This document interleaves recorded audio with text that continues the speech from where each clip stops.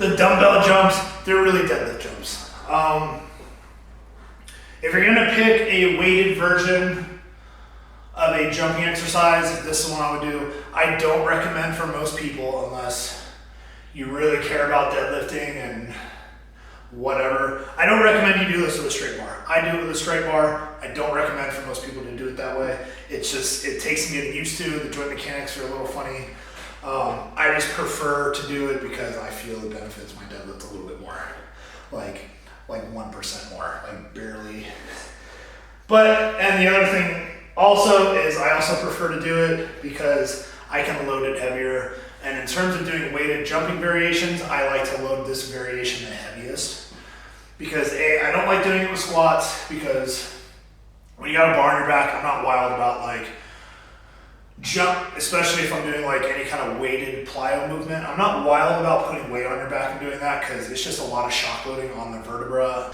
And injury risk feels a bit high to me. Whereas with this, you load pretty heavy because you're holding the weight in your hands and you have like the shoulder girdle and all the musculature of your body to help absorb that impact a little bit. You don't have like a weight that's resting on top of your shoulder blades and kind of right on your spine and you're just landing. It's just not. Anyways, I think it's a little unsafe.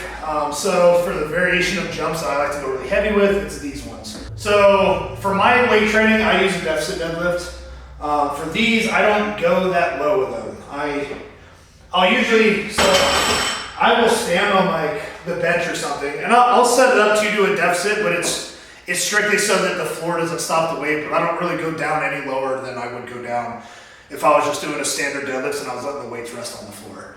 I just do it elevated so that way when I try to reverse direction of the weight, it happens at around the same range of motion or the joint angles that would occur if I was lifting off the floor.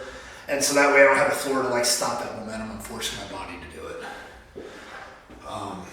Anyways, so all it is here is boom, and then I just jump up here.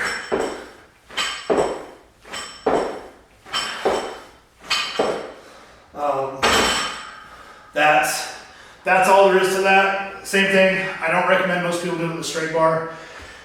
I would use dumbbells for most people, and if you don't have dumbbells, I would use a hex bar.